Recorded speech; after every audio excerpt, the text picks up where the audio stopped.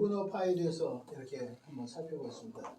유그노파는 프랑스의 칼빈주의자들, 개신교주의자들, 이 사람들이 바로 프랑스의 종교의 원동력이 된 사람들. 그리고 박해를 엄청나게 많이 받았고 죽음도 엄청난 순교의 피를 흘렸고, 또 이 사람들을 통하여 전 세계적으로 지금도 있어 유그노파가 지금도 전 세계적으로 흩어져 있다. 지금도 프랑스 안에서도 유그노파가 지금 잔존하고 있다. 세력은 약하지만. 배경 1518년 무렵 마르틴 루터의 저작이 프랑스에 전해지면서 소르본 대학의 학자들이 루터를 공감했다.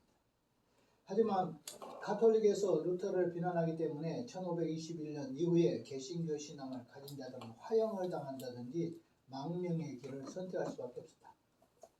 1523년 8월 8일 아구스티노 수도회의 수도자 장 바리에르가 화형을 당하고 이제 그 유그노파였어요.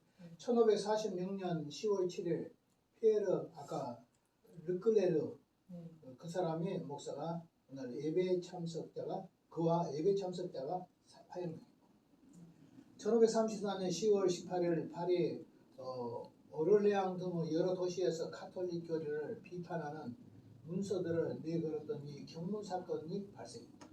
심지어 프랑스와 1세의 침실의 문에까지 이미 아까 백보 사건 이렇게 카톨릭에 반기르던 것들을 붙였어요. 그러니까 얼마나 화가 나왔어요. 그래. 자, 그래서 심지어 프랑스와 1세의 침실 문에도 갖다 발견했다. 붙여서. 이 때문에 프랑스와 1세는 경로하여 개신교 탄압의 조치를 선언했다. 그리고 많은 사람들이 처형되고 망명을 하게 됐다. 개신교를 밀고 한 자에게는 재산의 4분의 1을 어떻게 오늘 수리하는 측면까지 발다. 만약에 개신교적 그 종교학자들 이런 사람들에서 신고해라. 그럼 그 사람이 가지고 있는 재산의 4분의 1을 줄게. 그러면 오늘날 사람들 하겠어요, 안 하겠어요? 다 신고. 물밀듯이 하겠죠. 안 되면 괘씸한 사람들은 다 해보겠지. 예, 그 다음에 이제 이듬해 1월에 판권 출판 금지령이 나와서 온건한 인문주의자들도 탄압하게 됐다. 그런데 이때 프랑스를 떠나 이웃 나라의 스위스로 망명한 종교개혁 운동가들이 있었으니 그가 바로 장 칼빈이다. 칼빈 선생님도 이제 이때에 박해를 받아서 결국 도피했다. 프랑스에서는 잡히니까 도피해서 간 것이 바로 어디냐 그러면 이제 스트라스부르로 가려고 했는데 그때 전쟁이 일어났어. 그래가지고 못 가 그래. 그러니까 삥 돌아서 간 것이 제너바로 돌아서 가다가 제너바에서 누구한테 붙잡혀 버렸어요? 아까 기업파를 엄청나게 무서운 사람. 그 사람한테 딱 잡혀가지고 끌려가서 종교개혁을 했다.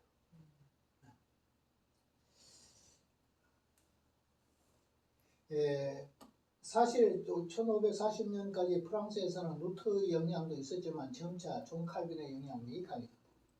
칼빈이 제노바에서 확고한 정치적인 의지를 차지하면서 프랑스 개신교의 제노바에 영향을 받게 된 것이다. 제노바는 스위스 영토지만은 프랑스인들이 많이 모여 살아있고 프랑스 말을 써. 그래하고 역시 프랑스 출신이었다. 칼빈도. 따라서 독일을 중심으로 자리 잡은 루터보다는 오히려 프랑스의 문화권 속에 있는 제너바에서 발견한 칼빈파 프랑스인들에게 더 친숙하게 다가왔고, 칼빈 역시 여기가 자기 고국이고 또 자기 고국인 프랑스를 향해서 성교에 많은 노력을 했어요. 그래서 칼빈 선생님이요 종교하면서 이 편지를 얼마나 쓰냐면 4,000통 썼어요.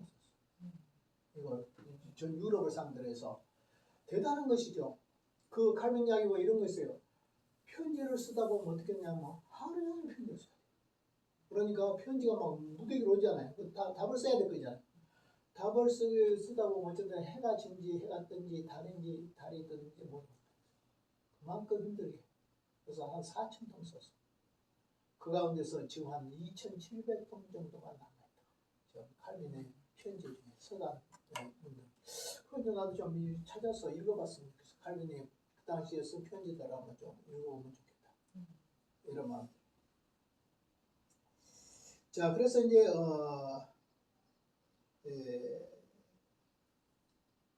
그래서 이제 1546년 존 칼빈의 지도 아래 있던 제네바에 무려 160명의 목사가 파견되어서 프랑스의 최초 개혁교회를 만들었다.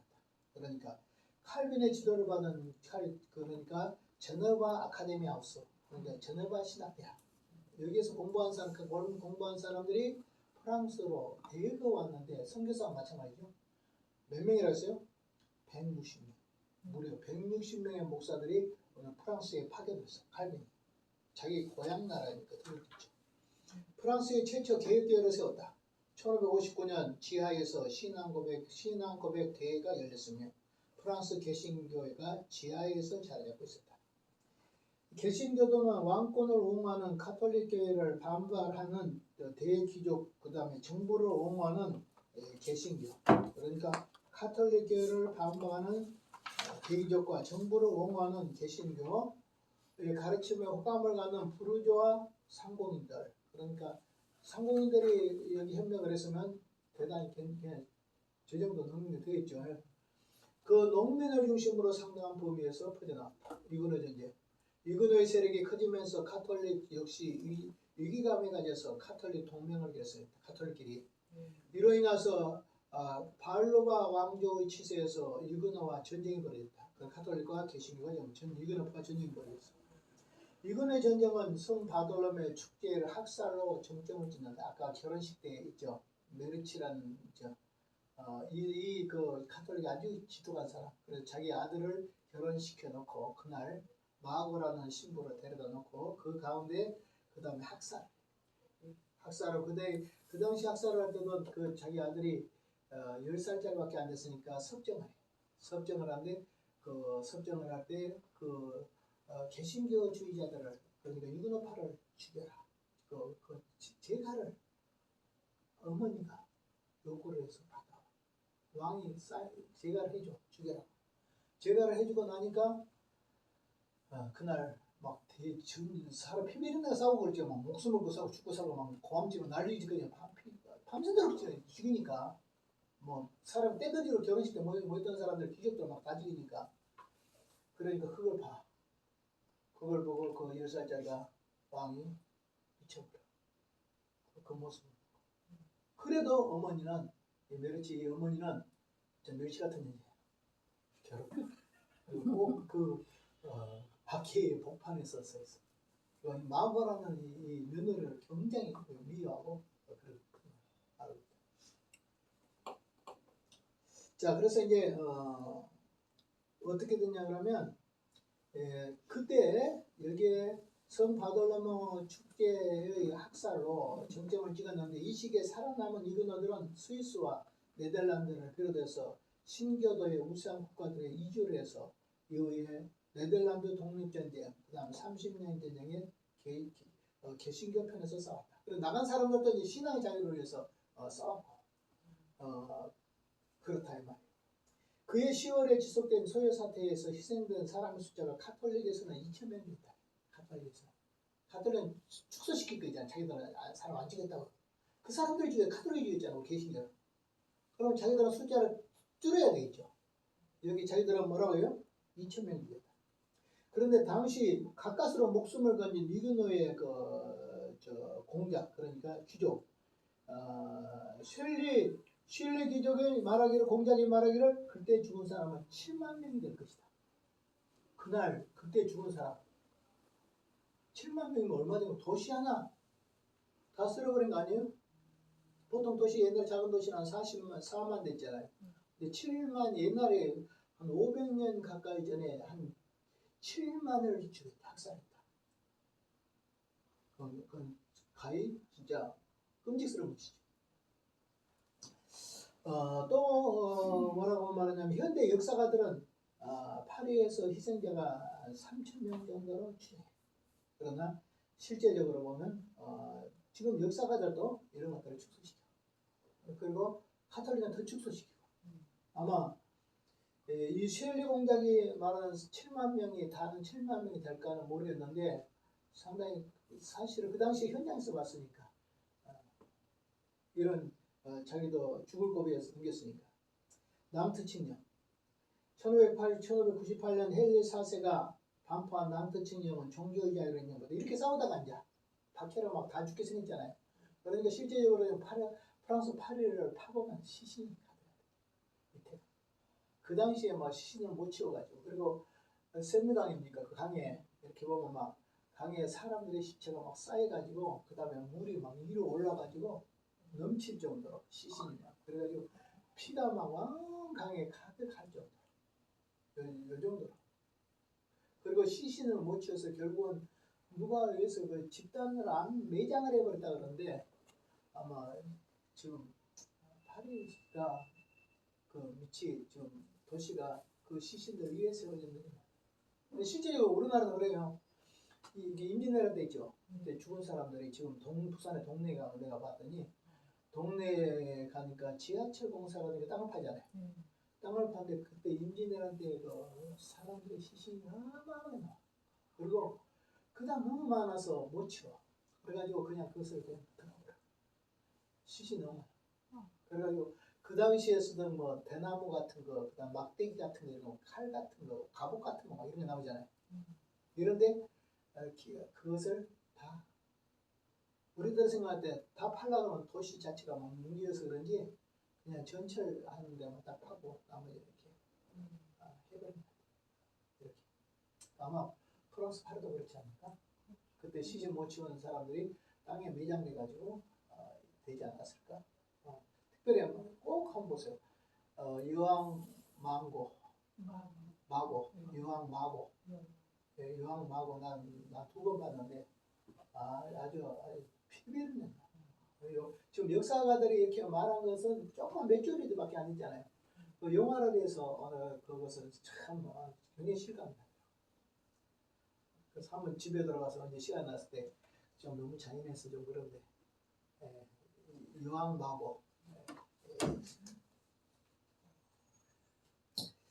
자, 그래서 어떻게 되냐 그러면 앙리 4세가 반포한 낭트 칙령으로 종교의 자유를 인정받다. 낭트 칙령은 파리를 제외한 다른 지역에서 개신교들이 모여서 집회를 할 수 있으며 또 라로세 요새에서도 병력도 가지고 있었다. 개신교가 병력도 가지고 있다. 그러니까 한쪽에는 개신교, 한쪽에는 천주교 이렇게 있잖아요. 그러니까 천주교 쪽에는 파리에서는 안 된다. 파리 바깥에서는 병력도 주둔시킬 수 있고 개신교를 보호하기 위해서 오늘 거주할 수 있다. 신앙의 자유를 누릴 수가 있다. 이렇게 합니다.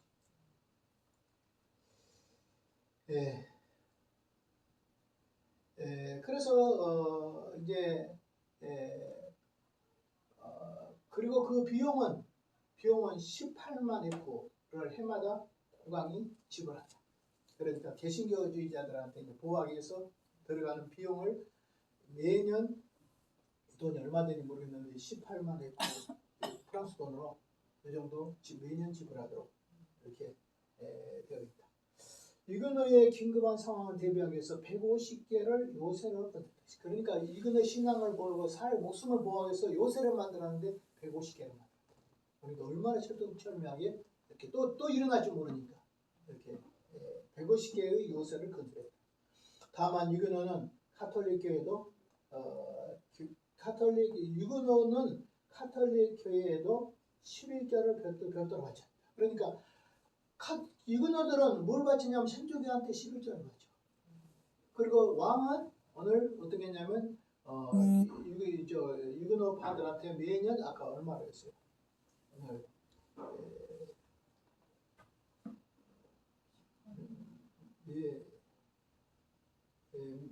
매년 18에크를 지불하고 그래서 구교와 신교의 평화를 찾아오는 듯 했다. 그런데 이것이 몇 년도 못 간다? 20년도 못 간다. 그래서 루이 14세 때 이것을 봐라. 이제 다 박해를 하니까 다 떠나버리잖아요. 떠나버리니까 바로 아무도 없잖아. 그러니까 우리는 천주교의 나라야. 땅다 해버렸어. 그런데 도망 못 간 사람들은 가난한 사람들 이런 사람들은 프랑스에 나와 있었다. 그 사람들은 숨어서 운동생활하고 무려 100년간 그렇게 그런 운동생활 하다가 나중에 아까 루이 16세 때 14세 때 폐지하고 16세 때 다시 그 신앙의 자유를 주었다. 그때는 사람들이 얼마 없지 다 떠나버렸습니다. 그래서 그 평화가 20년도 못 갔다. 이그노 반란 1610년 앙리 4세가 카톨릭 광신자들에게 암살을 당했다. 그러니까 앙리 4세가 개신교주의자인데 결국 카톨릭의 광신자들도 암살을 당했다. 메디치가 막 또 나오죠.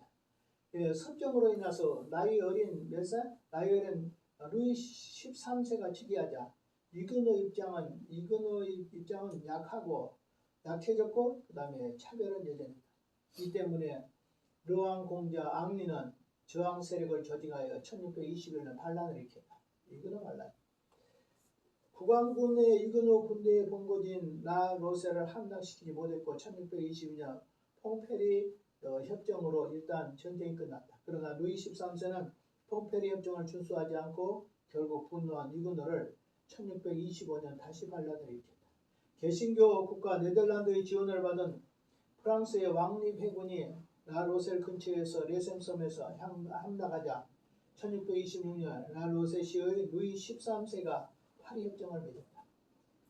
라로세시는 종교의 자유를 계속 누릴 수는 있으나 해군 보유를 금지당한다. 신앙의 자유를 누리는데 해군을 너희들이 보유하면 안 된다. 이렇게 했던 것 같아요. 그래서 이제 1627년 프랑스의 전쟁이 그러니까 프랑스의 전쟁이 일어나면서 다시 라로셀의 이그노와 그 다음에 국왕군의 싸움이 시작됐다. 직접 호위군의 사령관을 맡고 있는 레슬리의 추기경이 거대한 방파제를 건설하여 봉쇄한 결과 영국의 함대의 구원은 실패로 돌아갔다. 그리고 영국의 도움을 받아서 이제 이렇게 복원을 하려고 했는데 결국 카톨릭의 저항으로 인해서 들어올 수가 없었다. 이렇게 되어 있어요. 식물과 물자의 부족에 시달린 라로세시는 14개월 만에 항복했다. 이건 문제예요. 이때 한 2만 명쯤 될 거예요. 그쪽 사람들이. 근데 14개월을 딱 성을 둘러싸. 음식을 안 줘. 물도 안 줘. 그러면 사람한테 거기서 죽어. 죽으면 사람이 사람을 뜯어먹어. 개신교주의들면서 유교파들 그래 죽는 거야. 처참하게 성을 둘러쌌어. 그래서 14개월을 쌓아. 양식도 못하고 물도 못 들어가. 그러면 사람들이 출입을 못 하잖아요. 거기서 양식이 떨어져. 그러면 사람이 사람을 죽어. 그러니까 죽은 시신을 뜯어먹어. 뭐 소변 마시다가 대변 마시다가 이 속에서 있다가 성을 딱 풀었어. 풀었는데 그때 2,000명인가 얼마나 하고 다 죽었어. 처참한 죽어. 한번 그것을 그렇게 한번 생각해보세요. 지금 천주교한테 화해하겠어요? 자기들이 교리 하나도 포기하지 않잖아요. 옛날에 종교계 이전에 비성경적인 교리 지금도 그대로 주장하고 있으면서 자기들이 큰 집이 행세를 하면서 너희는 작은 집이다 그러면서 그래가지고 우리 하나 되자 이렇게 하는데 목사들이 또 손들고 간다고 했어. 쭉 서가지고 천주교한테 머리 숙이고 들어간다. 이렇게 해놨는데 하겠냐면 뭐 자기들이 회개를 해야 되잖아요. 이걸 잘못했으면. 그리고 화해를 하면 우리들의 요구도 들어줘야 되잖아요. 좀 잘못된 건 좀 고치고 이렇게가 돌았는데 이제 이게 보면 카톨릭도 반종교계 그래 트렌치 종교계라고 반종교를 해요. 이것까지 끝나면 이제 종교가 끝나. 근데 반종교계 할 때 상당히 자기들이 자숙을 해. 그러면서 얼마나 철저하게 고쳤냐고 하면 그 뒤에 300년 동안 교회가 없어. 그만큼 고쳤어. 뜯어 고쳤어. 타락도 고치고 공부도 열심히 하고 지금 현재 신부도 있잖아. 공부도 열심히 하고 이제 그렇게 해서 돌아왔어. 돌아왔는데 개신교 안 끌고 들어와. 자기들끼리 있어. 그리고 성경도 또 고쳤어. 성경도 7권을 구약의 외경 7권을 정경으로 포함시켜버렸다. 성경이 아닌 것을 7권을 갖다 붙였다고. 그래서 구약 39권이 아니라 7을 더하면 46권? 46권으로 만들었어. 구약 성경. 그 천주교가 아니에요. 종교에 가기 전에는 안 했어. 우리처럼 27권, 30권. 지금도 천주교 하면 뭐 집회사라든지 뭐 이런 거 있는데 이것은 성경에 안 들어있는 우리 성이 없어. 그런 것들이 막 들어와 있다.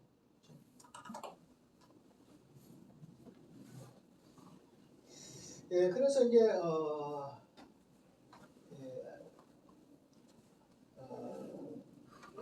이 반란이 일어나서 이제 싸우게 됐고 그때 영국 함대가 구원을 하기에 돌아왔지만 그 다음에 실패로 돌아갔고 거룩한 큰 방파제를 쌓아버렸어. 못 들어가. 그 다음에 식량과 물자가 부족해서 시달릴 때 라로스의 신은 14개의 14개월 만에 항복을 했다. 세 번에 걸친 반란 이후에 유고노들은 신앙의 자유만 지켜나갈 수 있었다.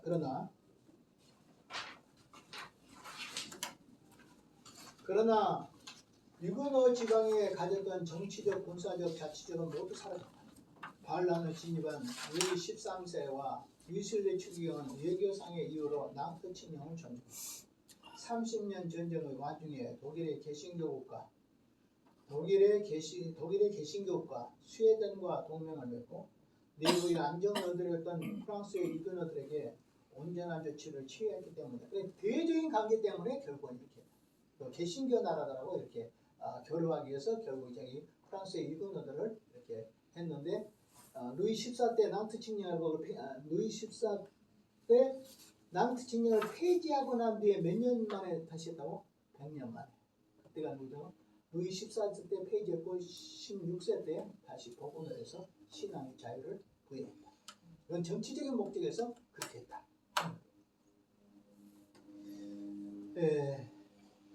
그러나 1642년 리스리 추기원 1644년 루이 13세가 사망하여 유교노파는 불안한 시대를 맞이했다. 프랑스 개혁교회의 전국 교회회의는 1659년 무단에서 열린 것을 마지막으로 그 다음에 허가를 받지 못하였고 이제 개신교가 허락되지 않는 것이다. 1661년에서 1669년까지 여러 선언과 결정이 그 다음에 유교노파를 압박을 가했다. 교회 밖에서는 노래를 금지, 심지어 교회 밖에서 찬송가 부르지 마라. 여기까지. 찬송가 부르는 것도 못 부르게 하고. 그 다음에 1663년 개신교의 장례식을 치를 때죠. 장례식을 치를 때도 일몰 이후에 장례식은 금지했다. 해가 넘어가 장례식 못했다. 이렇게. 장례식 하다가 해가 넘어가면 장례식 못해. 장례식도 이렇게 하고. 그 다음에 장례식에 참석지 않으면 몇 명이요? 30명 밑으로 해라. 왜 많이 못 먹겠을까요? 뭐 하나면 또 이거 사람들이 방귀 들고 일어날까 싶어서 장례식을 쳤다는 30명 미만으로 해라. 그런데 그 다음에 해가 지면 어떻게 일몰 때 되면 이상은 못한다 이 말은 밤에 어떤 행동을 못하더라. 야간 행동을 하지 못하더라. 이렇게 했다 하는 거. 그렇게 하다가 나중에 1664년 보세요. 몇 명까지 내려보세요? 10명 이상 참석하지 못한다 이 말은 무슨 말이야? 아예 모임 자체를 못해. 심지어 사람 죽어도 장례식을 10명 밑으로 참석하겠다. 그러니까 얼마나 괴롭혔는 거 보세요. 이 사람. 예.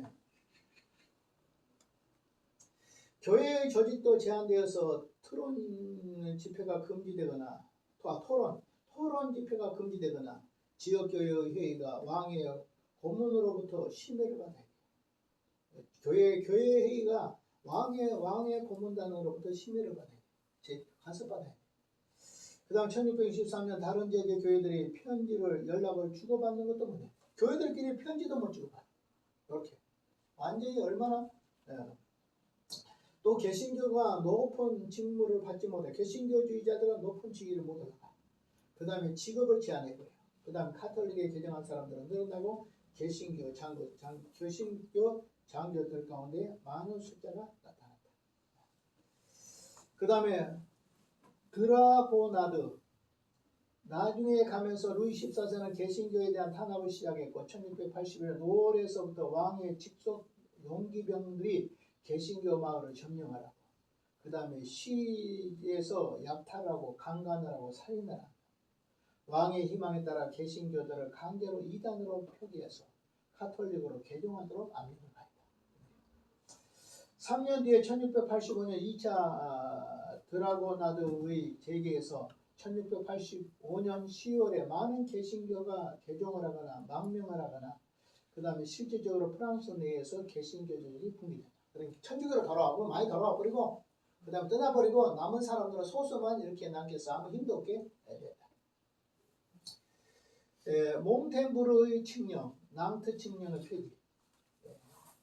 1685년 루이 14세는 몽테부르 칙령을 반포하여 낭트 칙령을 폐기한다. 낭트 칙령은 이제 신앙의 자유다. 이것을 이제 신앙은 천주교에는 없다. 이런 걸로 이제 만든 거예요. 박해에서 다 쫓아내버리고. 카톨릭에서 낭트 측량은 헬레 왕리 4세의 오점이 있었는데 루이 14세가 이를 수정했다며 높이 평가하고 환영했다. 세계사의 교육에서 이 낭트 측량의 폐기에 중요하게 애우지만 실상 낭트 측량의 폐기는 당시 프랑스의 시점에서 별다른 존재감이 없는 조치였다. 왜냐하면 이미 몇 년 전부터 루이 14세는 개신교에 가혹한 탄압을 했기 때문에 프랑스 내에서 개신교는 숫자도 영향력도 크게 감소되고 정치적인 존재감도 잃어버린 상태였다. 교과서에서는 보통 낭트 측량의 폐지를 이그노들이 국외로 망명했다고 그러니까 국외로 다 가버렸어. 그러니까 개신교 없어. 그래서 낭트 측량 폐지했다. 이렇게 일반 역사에는 그렇게 말하고 있다. 그래서 그 사람들은 자기들 나름대로 역사를 해석하니까 우리는 성경 관점에서 해석하지만 그들은 그렇게 다 가버려서 없어. 그러니까 우리는 또 옛날로 필요 없잖아. 그래서 낭트 측량 없애버린 거야. 이렇게. 실제로 낭트 측량을 폐지하기 전에 루이 14세는 전혀 지키지 않았고 그 다음에 탄압을 했으며 대다수 이그너가 험악한 분위기에 견디지 못하고 외국의 망령을 선택했다. 당시의 시점에서 도망칠 능력이 있는 사람은 도망치고 개종할 사람들은 개종해서 사라졌기 때문에 이 시점에서 프랑스 이그너는 저항조차도 불가능한 상태로 전락해버렸다. 낭트 측량의 폐기는 개신교 탄압의 시작이 아닌 오히려 단합의 선언인 것을 됐다. 그 종교에 박해하니까 또또 뭉치잖아. 어쨌든 낭트 측량의 폐지 이후에 1세기에 이그너들이 더 이상 프랑스의 국민의 자격을 누릴 수가 없었다. 100년 동안. 지금 프랑스 개신교 교단은 1685년부터 1785년까지 오늘 광야 시대라고 합니다.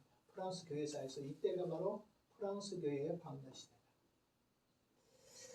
그 다음에 이그노의 엑소더스, 루이 14세가 시기에 박해를 받은 이그노들은 프랑스를 떠나서 대대적으로 각지에 망명했다. 그들의 망명지는 주로 유럽의 네덜란드, 프로이센, 그 다음에 개신교 국가들이었다. 이그노의 망명은 각지로 영향을 미쳤다. 프랑스의 이그노 전성기는 100만 명의 내가 그 다음 전체 인구의 약 5%를 차지한다. 그럼 떠난 사람 100만 명. 그 당시에 100만 명이면 전체 인구의 5분의 1이니까 얼마나 많은 사람 떠나버릴까. 그러니까 이거는 힘 있는 사람, 높은 사람, 돈 있는 사람들 다 떠나버렸고 그냥 완전히 오갈 데 없는 사람들 어떻게 해요? 천주교로 돌아갔고 그 다음에 그래도 신앙을 지키려고 남은 사람들은 숨어서 있다가 결국 100년이 지나서야 이러한 신앙의 자유를 누렸다. 근데 그 사람들이 많은까지 할까? 다 떠나보면 조금밖에 안 돼. 그러니까 프랑스 안에 개신교가 없는 게 아니라 있어. 있는데 아주 미세. 그리고 더군다나 오늘날 이제 교회들이 다 텅텅 비는 시대잖아요. 천주교까지 다 비어버리니까. 이때는 지금 목사님들이 은퇴를 하고 은퇴를 못한대. 나이가 막 90, 10대도 은퇴를 할 사람이 없어. 우리나라도 앞으로 그런 시절이 오지 않을까? 왜냐하면 지금은 이제 서로 들어가려고 했지만 지금도 아주 어려운 게는 안 가려고 해. 그래도 교세가 한 50명 된다든지 한 100명 된다든지 그러면 가려고 해. 그렇지만 한 10명 된데 이런 데 가려고 했어요. 그러니까 문제죠. 그리고 목사 집에 자식들이 옛날에 목사 했잖아요. 근데 목사님 자식들도 목사 안 하는 거예요. 그리고 목사님들이 싫어해. 아니 대학원까지 나와가지고 임금을 어떻게 받아요? 최소 임금도 못 받아. 예를 들어 말하면 200만 원 못 받은 사람들이 목회자가 수두룩해. 200만도 못 받아. 지금 개척기 한 사람들은 뭐 우리 같은 경우는 지금 개척한 지 얼마 안 됐지만 우리가 50만 원 받아. 그러니까 누가 하려고 하겠냐. 목사들도 안 하려고 하지. 자기 자식들 고생 안 시키는. 그러니까 목사의 기근 시대가 들어올 사람이 없어.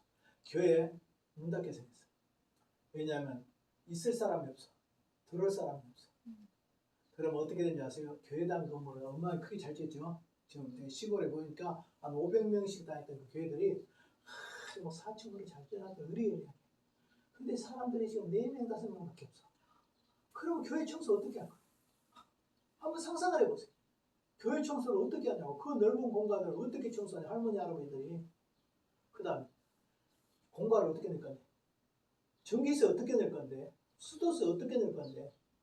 그러니까 결국 어떻게 해결이 되냐면 교회당에 사무실 같은 째면 되죠. 건당도 다 비워놨어. 전기세도 많이 나오니까. 4-5명이 앉아가지고 거기서 내가 김천에 갔는데 옛날에 김천에 갔는데 옛날에 그 교회를 갔을 때는 수요일날 교회당에서 예배를 드렸어요. 근데 수요일을 드는데 교회당에서 예배를 안 드려요. 목사님 하는 말이 우리 이쪽에 가서 예배 드리자게. 가봤더니 식당에서 있잖아요. 교회당 식당에서 사람들 한 7명인가 모여가지고 거기에 의자에 뺑 돌려놓고 식탁에서 그냥 예배 드리더라고요. 왜냐하면 공갈이 많이 나온다. 지금 유럽의 교회가 그래요. 한국도 그런 교회들이 지금 점점 생기고 있어요. 시골 교회들은 앞으로 한 10년쯤 지나면 문 닫을 교회가 가득해요.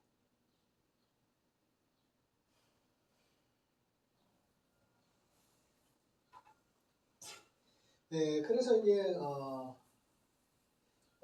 그 선택한 망명지는 주로 유럽의 네덜란드, 프로이션 개신교 국가들로 유그노의 망명이 각기 영향을 미쳤다. 프랑스의 유그노 전성기는 100만 명 내로 약 인구의 5%를 차지했다. 그렇게 많았어요. 5%, 100만 명 정도. 유그노의 세력은 남부에서 지켜져 남부쪽으로, 그 다음에 대귀족층, 귀족들이 많아요. 그 다음에 부르주아 계층에서 침투했어요. 망명자 유그노스는 10만에서 100만 정도로, 그러니까 떠나버린 사람들이 10만에서 100만 정도가 떠나버렸다. 프랑스를 떠나버렸어. 사회적인 위상은 크게 악화되었고 엘리트층의 유그노들은 거의 없어. 배운 사람들 없어. 다 떠나버렸어. 돈 있는 사람도 없어. 다 떠나버렸어. 권력 있는 사람도 다 떠나버렸어. 나중에 진짜 오갈 데 없는 사람들, 이런 사람들만 남아가지고 있었는데 그 중에서 일부는 천주교를 다 그냥 개종해버렸고, 그래도 남아있는 사람들은 그냥 아포스사인이나 산속에 들어가 숨어서 이렇게 살았다. 그 생활이 얼마나 비참했어. 이것을 몇 년이나? 100년 동안. 우리나라는 100년 동안 박해 안 해도 코로나 3년 오니까 40%가 죽어버렸죠. 교회 안 다닌 권사, 교회 안 다닌 집사들이 막 생기고, 목사 자식들도 교회 안 다니고 막 이렇게 돼버렸죠.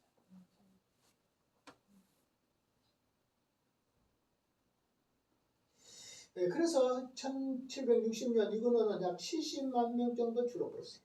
그리고 전 인구의 약 2% 정도를 차지했는데, 사회적인 약화되고, 그 다음에 쭉 엘리트 정도 없고, 그 다음에 남부에 고립되고, 주로 농민들이 그렇게 남아있었고, 프랑스 남부 산골 세벤 지방에서 숨어 살던 이거들이 카미자르라고 불렀어요. 카미자르라고 숨어서 하는 이거들.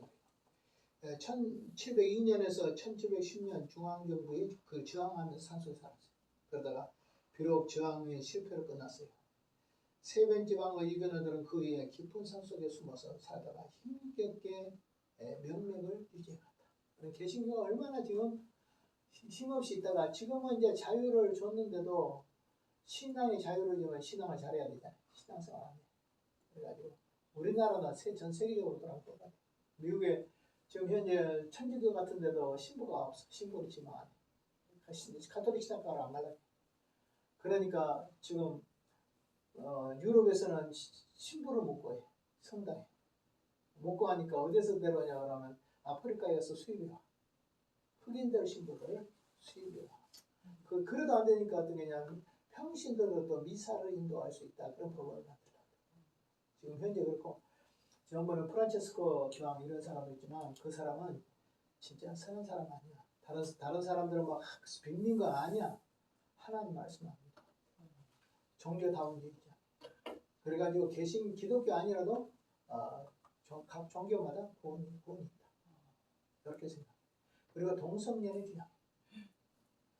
그 신부가 그 교황이 뭐라고 말하냐면 동성들의 결혼을 축하하고 사랑한다. 이렇게 해가지고 우리나라 천주교에서 동성연애자를 결혼시켰어요. 신부. 그런 사람. 심지어 성경도 쉽게 읽히셨다. 성경도 바꿔야 된다. 이런 사람. 그러니까 오늘날 우리가 보면 이단이다. 그러니까 어떤 데 보니까 뭐 그런 말은 좀 그렇지만은 뭐 지옥 갔을 것이다. 이렇게 해요. 그러니까 참 우리가 교회밖에 구원 있고 타종교도 구원 있고 그러면 안 되잖아. 예수 믿을 필요도 없고 동성연애는 다 지지해버리고 그러면 안 되잖아요. 그리고 또 성경을 하나님 말씀으로 안 받으면 어떻게 해요? 그러면 안 되지. 근데 요걸 이 세상 사람들은 그런 걸 좋아하잖아. 서로 화합하고 하나 되고 불교, 기독교 막 섞어서 네가 원래 그런 것보다 잘 지내고 저 4월 초파를 저리 가서 축가 창법가 불러주고 그랬어. 성탄절 와가지고 저리 중들에 내려와가지고 찬송가 불러주고 얼마나 좋겠어. 그 좋은 거 아니라 망조. 그래서 오늘은 조금 더 해야겠다. 시간이 좀 있어서. 자, 오늘은 이제 프랑스 종교 역사를 종결했습니다. 제일 먼저 칼빈을 쭉 살펴봤어요. 칼빈. 그 다음에 유구노가 형성해서 뒤에서 박해를 받는 전 과정과 지금 현재에 이르는 프랑스를 살펴봤습니다. 그리고 프랑스는 하나는 이런 색깔이 있어요. 천주교의 나라지만 교황의 지배를 받지 않아요. 그래서 교황과 프랑스 국왕과는 갈등갑니다. 그래서 프랑스 왕이 교황을 잡아다가 프랑스에다가 교황청을 다시 집토를 가지고 거기서 몇 명이냐면 72년간을 프랑스에서 잡아놨어. 몇 명이 가느냐? 교황 4명이 바뀌었어. 그래서 교황이 2명이고 바티칸을 가면 잡혀온 교황 이렇게 되고 교황 중에서 여자 교황도 있다고 들었죠. 존 안나 같은 사람. 그 사람은 바로 여자 교황. 이런 사람. 그들로부터 이제 할 때 경할 때 확인을 해야 돼. 남자다고 확인을 해야 돼. 그래서 의자 밑에다 구멍을 뚫어놨어. 그래가지고 손을 집어넣어가지고 확인을 해. 천주교가 그렇게 아름답지도 않아. 지금 뭐 이렇게 해가지고 이제 그때 그 시절을 잊어버리고 지금 대단한 것처럼 이렇게 해가지고 뭐 하는데 그렇지 않아요. 사실은. 자, 영국 종교 역사를 보겠습니다.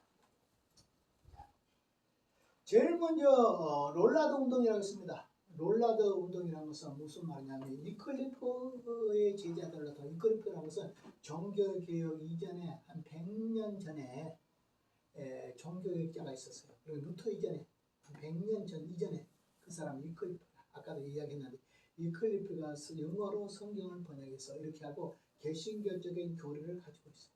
그래가지고 교회의 구심점은 성경이다. 이 교회의 머리는 예수님이다. 이렇게 하면서 있는데 왕이 그를 보고 있기 때문에 손을 못 댔어. 그런데 그가 죽고 난 뒤는 어떻게 하냐면 위클리프를 무덤에서 파. 시신을 파. 그래가지고 옷을 입혀가지고 의자에 앉혀. 해보나. 그리고 이단으로 정죄를 해. 그리고 부활을 하지 못하도록 불에다 태워가지고 불에 들어가. 바로 위클리프의 제자들이다. 이 롤라드들이 나중에 청교도들의 선조가 되게 돼요. 자, 그럼 오늘 롤라드 운동입니다. 영국의 종교개혁의 희생과 순교의 선구자로서 롤라드를 줄 수 있다. 롤라드는 수다쟁이라고 하지만 이렇게 되면 돼요. 수다쟁이라는 것보다 이렇게 돼요. 성경을 암송하고 다닌다. 그러니까 돌아다니면서도 성경을 읽고 다니니까 수다쟁이라고 그렇게 붙인 거지만 알고 보면 성경을 중얼중얼 외우고 다니는 사람, 중얼거리는 사람. 좀 부럽죠, 그죠? 우리는 성경을 읽어도 생각도 안 하는데 성경을 암송하고 다니는. 이 사람들이 둘씩 짝지어 가지고 돌아다니면서 바늘 같은 거 있죠. 이런 거 팔기도 하고. 이렇게. 자, 롤라드는 성경을 자국어로 번역했다. 그리고 그 뜻을 이해하도록 해석을 잘했다. 이 신앙은 종교개혁의 전신 누구라고? 존 위클리프의 가르침에서 나온 것이다. 그러니까 롤라드 운동을 먼저 알아야 돼요. 위클리프의 후계자, 종교개혁 이전의 종교개혁자들의 그 운동이다. 이렇게 생각합니다. 위클리프는 최초의 영어 성경을 번역한 인물이다. 교회의 지상권에 직접적으로 도전하고 교황이 최고다 하는 거 도전하고 로마 카톨릭을 2번이나 로마 카톨릭은 위클리프를 2번이나 이단으로 정했다. 2번. 위클리프는 오늘 그러면서 영어 성경을 번역은 아주 쉽게도 불가타역을 번역한 것이다. 불가타역은 것은 천주교가 가지고 있는 성경. 천주교가 알고 보면 4세기에 성 제롬이 라틴어로 성경을 번역해요. 라틴 로마말로. 그것이 불가타역이다. 라틴어로 다시 영어로 번역을 해요. 이것을 누가 하냐면 위클리프가 했다. 그런데 실제적으로 보면 그 불가타역이 참 잘못된 게 많아. 왜냐하면 저 성 제롬이 혼자 쓴 거예요. 혼자 번역한 거거든. 그러니까 성 제롬의 그 안에 그 실력밖에 안 되잖아요. 한 사람이 성경을 다 보면 원전에 번역 못 하거든요. 그래서 이제 이런 것들을 이제 가지고 있다 하는 거예요. 자, 그다음에 이제 구텐베르그가 인쇄기를 발명하기 이전에 약 150부 정도 필사 번역이 있었다. 그러니까 불가타역하고 그다음에 그 당시에 책이 손으로 썼잖아요. 손으로 필수로 손으로 쓴 그 성경 이런 것들을 몇 권 정도 150부 정도 필사본을 있었다. 그러니까 불가타역에다가 필사본 이렇게. 롤라드는 스스로 노동에서 살아갈 것을 강조하고 선지자들은 세속적인 일에 너무 많이 관여하여 영적인 일에 무관심하다고 고발했다. 교회는 신령한 일에 힘써야 되고 목사는 신령한 일에 힘써야 되고 그거 좋아요 안 좋아요? 목사가 막 우편보다라고 그러면 되겠어요? 다른 나라 미국이나 이런 데처럼 갑자기 예배드리다가 닦아놓는다고 우편보다 거기 하얀다고 싹 하고 또 슈퍼에 가서 이렇게 아르바이트 하면서 예배 주일날인데도 그냥 예배 마치면 그냥 그 자기 일하러 가는 아르바이트 한다고 가고 우리나라도 안 그런 줄 아세요? 우리나라도 개척교회 목사님들이요 옛날에는 뭐 했냐 그러면 택시기사를 했어. 근데 다른 거 하면 안 돼. 근데 택시기사라면 사고를 들는데 목사들이. 그래서 목사들을 좋아한대 택시기사.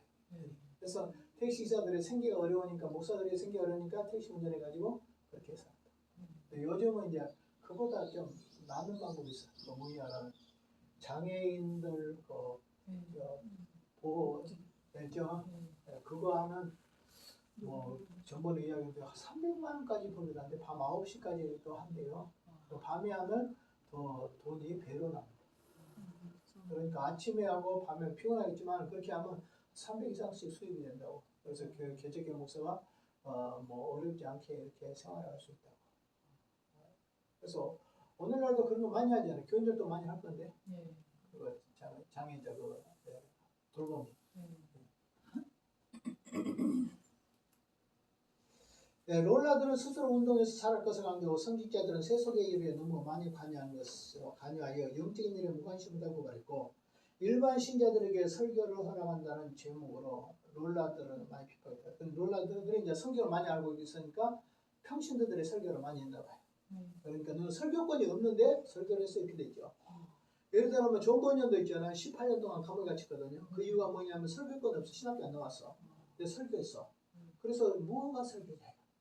무허가 설교를 했기 때문에 결국 감옥에 갇히게 됐고 감옥에서 있으면서 철로 적정을 씁니다. 옛날에는 신학교 안 나오던 목사 된 사람도 있어. 예를 들면 말하면 아르바이트 어떤 교수한테 개인 지도를 받으면 또 목사님 검정고시 치듯이 그런 식으로 목사를 하기도 하고 그렇게 했다.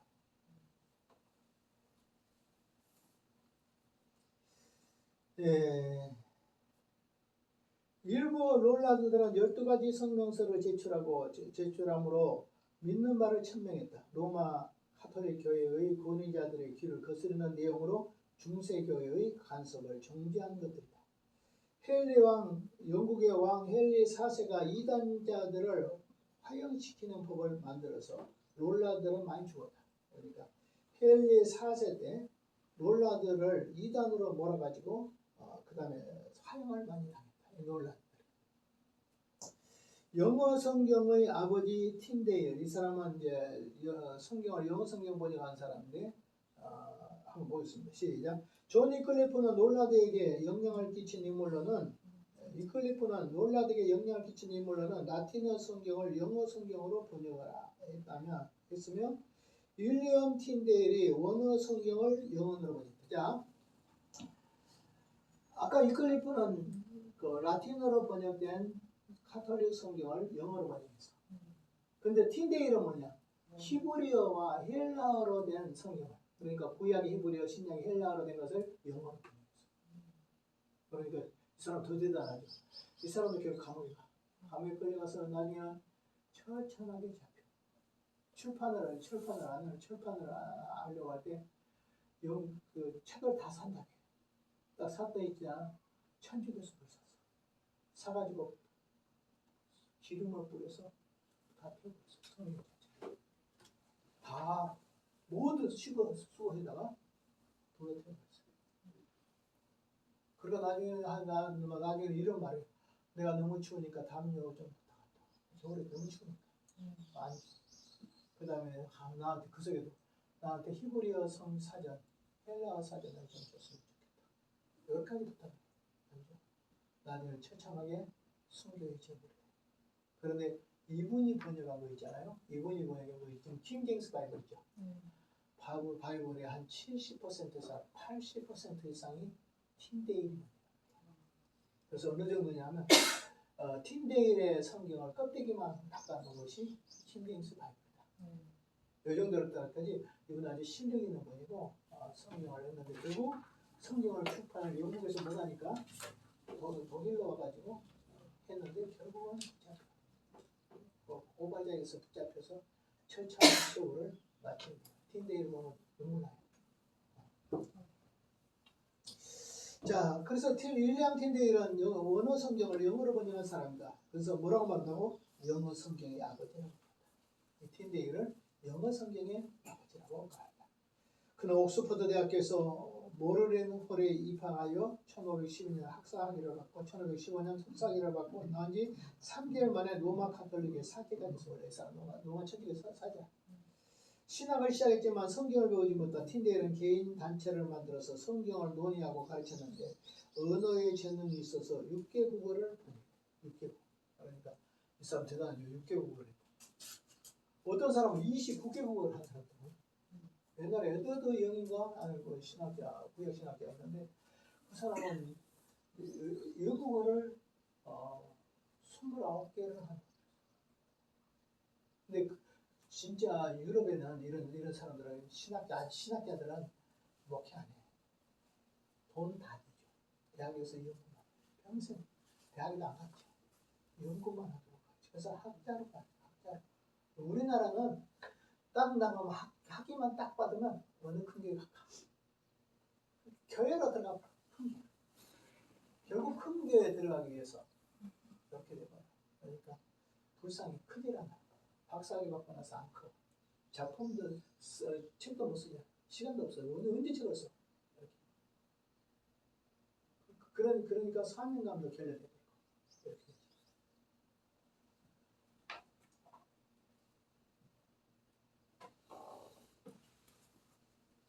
네, 틴데일은 개인 단체를 만들어서 성경을 논하고 가르쳤는데, 성경에 언어의 재능이 있어서 6개국어로 눈풍했다.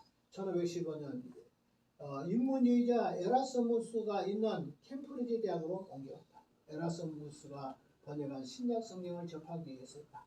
틴데일은 그곳에서 루터와 그 다음에 르네상스의 새로운 학문과 그 다음에 종교개혁자 마틴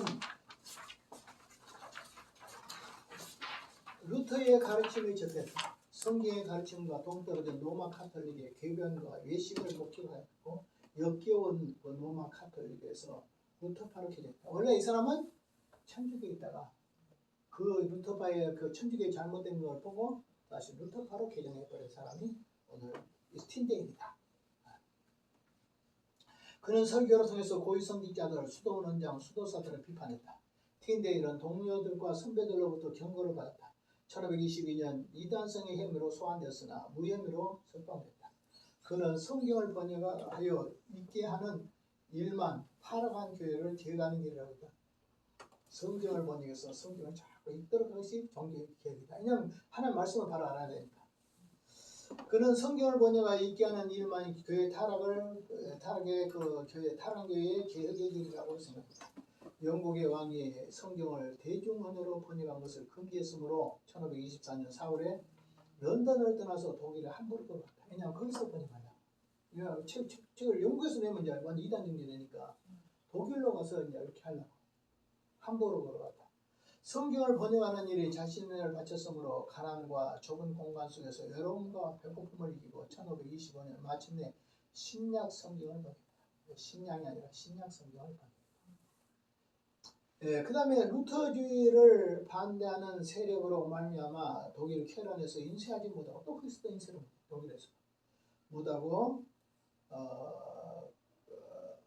못하고 1526년까지 기다려야 했다. 틴데일은 개혁자들에게 인정되는 것인 보름스에 가면서 영어 신약 성경을 인쇄했다.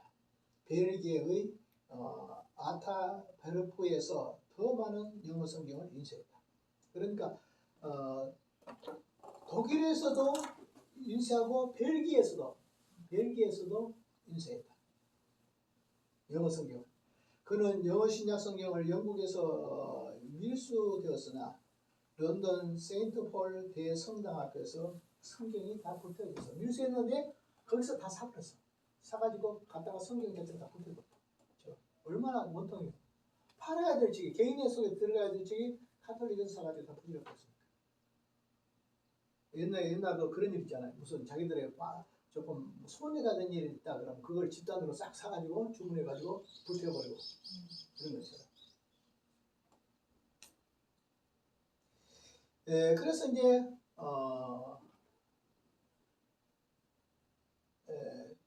그래서 틴데일은 계획자들에게 인정하는 것을 보름스에 가면서 영어 신약 성경을 인쇄했다. 벨기에 이타 베르포에서 더 많은 영어 성경을 인쇄했다. 11번 그의 영어 성경은 영국에서 밀수되어서 런던 세인트 폴 대성당 앞에서 붙어있다. 밀수에 대해서 그러나 굴복하지 않고 성경을 인쇄해서 영국으로 보내는 일을 계속했다. 얼마나 믿겠어요.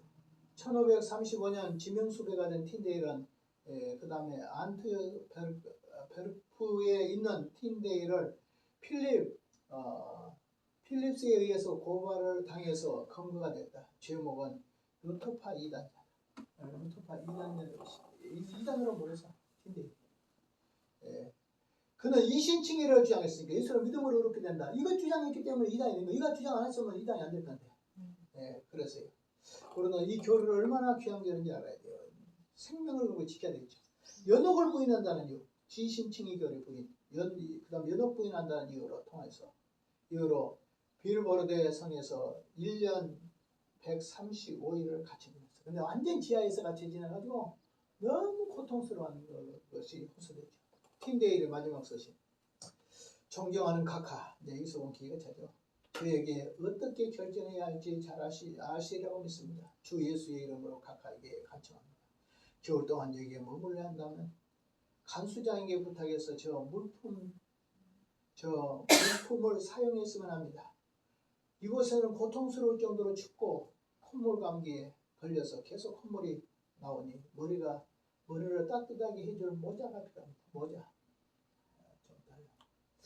그 다음 지금 너무 옷이 얇은 옷밖에 없으니 무릎까지 내려갈 수 있는 정도의 긴 두터운 코트를 입도록 하여 주십시오. 너무 추워서 못 견딥니다. 참 그렇죠. 옷과 샤스가 너무 낡았습니다. 간수장이 내 모직 샤스를 가지고 있는데 간수장이 그것도 뺏어갔나봐. 제게 돌려줬으면 합니다. 그리고 램프가 필요합니다. 너무 컴컴하니까 불 켤 수 있는 램프가 필요합니다. 이것은 어둡고 침울합니다. 하지만 정말 당신의 온정을 바라면서 부탁드리는 것은 간수장에게 명을 내리시어 히브리어 성경, 그 다음에 히브리어 문법, 그 다음에 히브리어 사전을 사용할 수 있도록 해주십시오. 그 속에서도 성경을 번역하고 그러니까 연구하는 사람이 연구를 못하면 얼마나 죽겠어요. 가난하고 헐벗고 춥고 그런 게 있지만 내가 연구를 할 수 있도록 오늘 여기 영어 히브리어 사전 또 이런 것들 문법책 이런 것들을 좀 보내달라.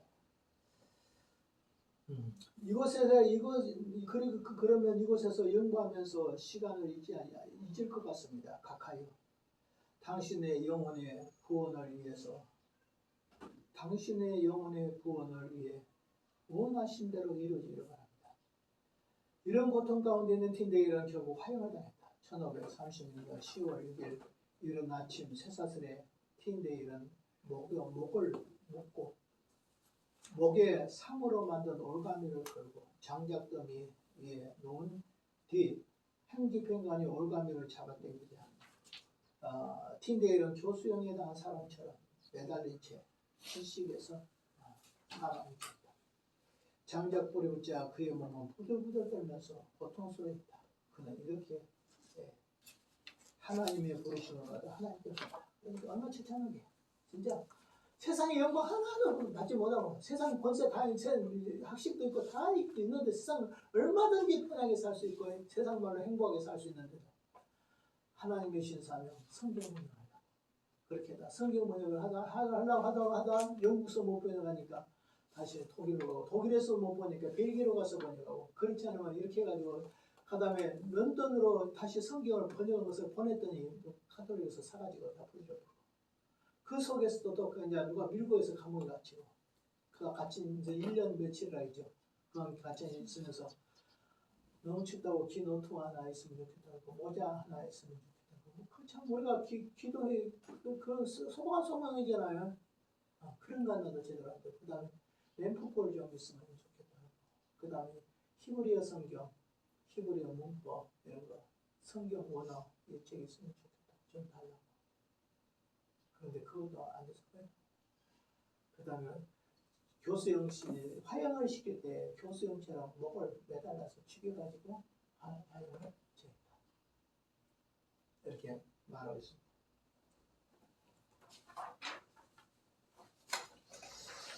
그 다음에 이 장면은 존 폭스라는 사람이 쓴 책이 있습니다. 순교 열정이라는 책이 있어요. 순교 열정이라는 책도 참 8권으로 썼거든요. 이분요. 순교자들의 지금까지 순교자들을 다 모아서 써놨어. 근데 불행하게 있지. 그것을 카톨릭에서 다 샀어. 그러니까 부질없었어. 그래가지고 뭔 썼냐면 그 요약본이죠. 요약본이 지금 남아있어. 나도 이 책이 있어. 요약본. 여기 보니까 폭스가 쓴 순교 열정이라는 책이 있는데 원래 8권인데 8권 출판해가지고 다 불태워져 버렸고 그 다음에 요약본만 한 권 남아있는데 요약본이 보면 우리 집에 있어요. 존 폭스가 쓴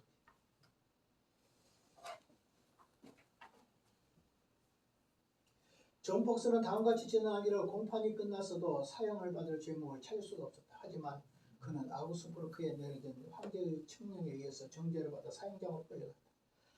교수형의 지평인 그가 꼼짝하지 못하도록 그를 말뚝에 묶었다. 그리고 그는 1536년 빌보르데 마을에서 불태워졌다. 말뚝에 묶인 채 끓어오르는 열정을 담아 큰 소리로 이렇게 외쳤다. 주여 영국의 왕의 눈을 뜨게 하소서.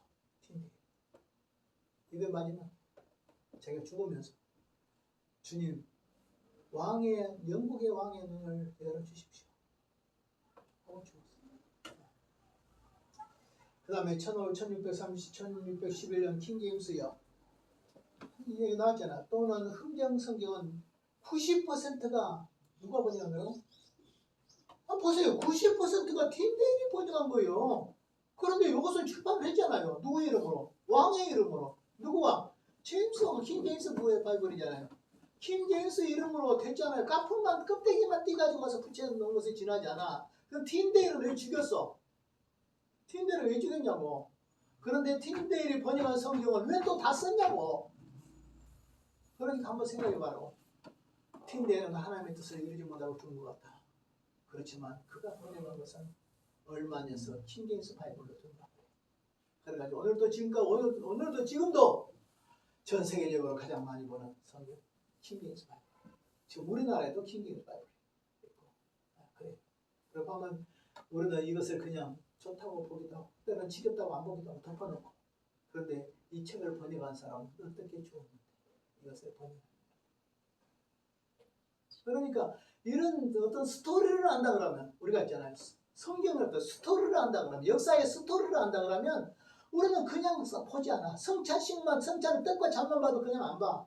이것 때문에 얼마나 많은 사람이 숨겨졌는데 불에 타 죽었는데 우리가 장로교, 감리교, 기독교를 우리가 믿고 있다는 것이 얼마나 큰 축복인데 30년씩 전쟁을 하고 독일에서 30년 프랑스에서도 그렇고 영국에서도 전쟁을 수많은 피 흘려 죽고 죽은 가운데 우리 신앙의 자유를 얻었는데 칼빈이 만들어준 거 아니라고. 루터가 만들어준 거 아니라고.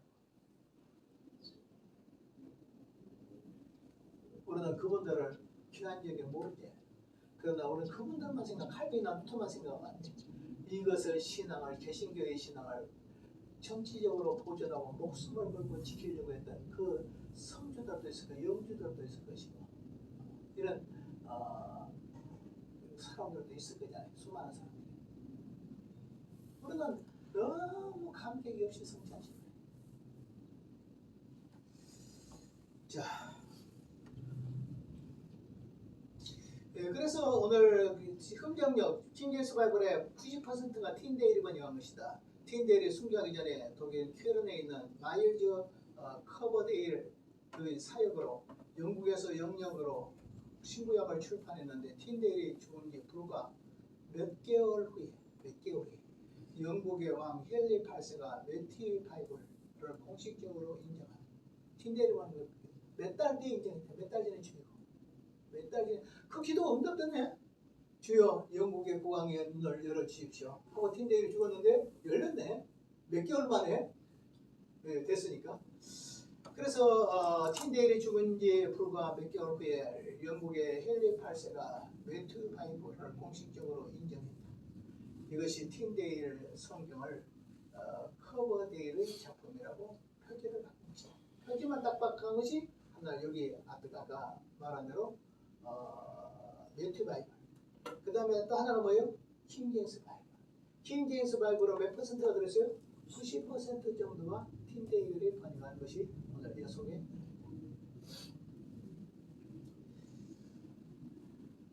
그 다음에 최초의 순교자 토마스 필리. 영국의 종교학자 중에 최초의 순교자는 토마스 필리입니다.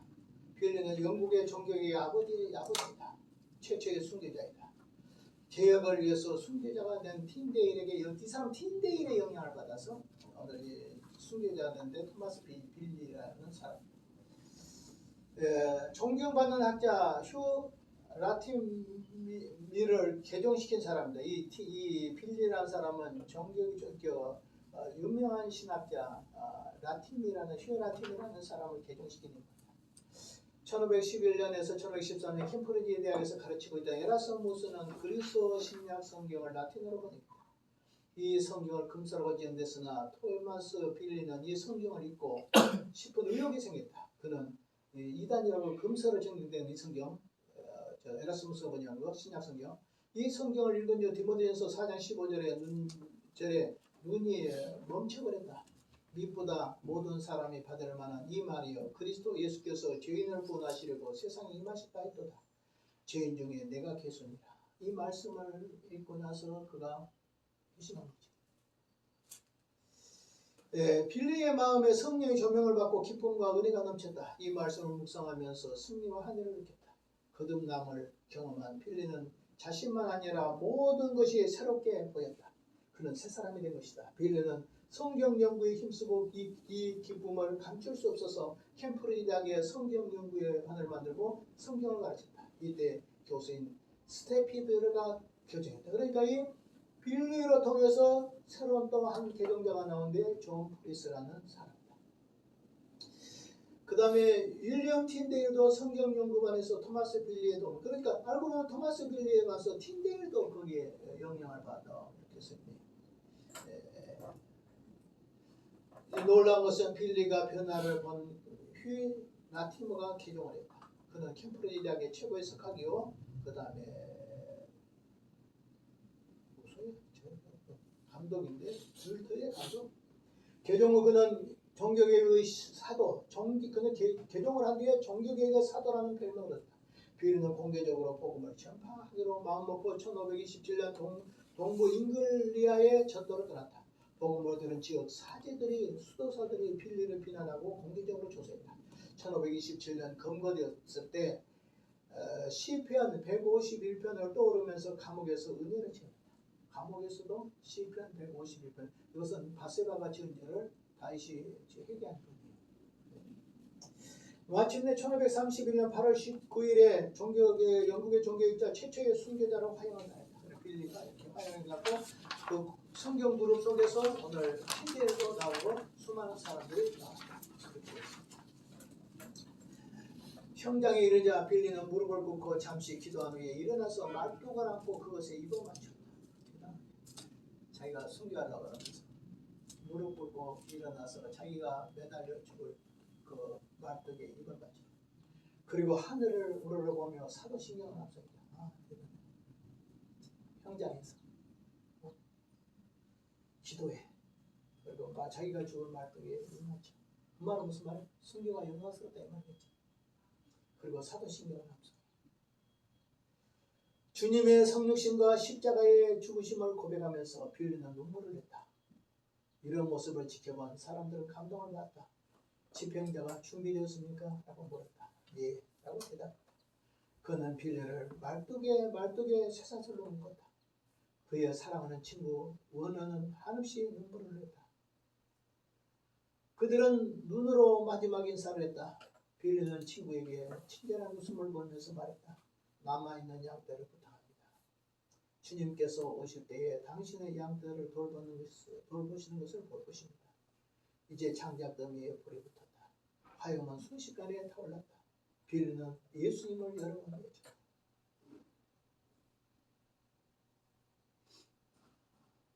강한 바람이 불어와 그의 고통이 가중시켰다.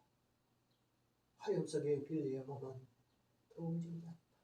그러니까 한번 미안하게 한번 정돈해 보십시오. 기도를 했어. 그리고 자기가 죽을 말뚝에 입 맞췄어. 그리고 시편의 말씀을 암송해. 사도신경을 암송해. 그리고 자기 친구에게 유언을 해.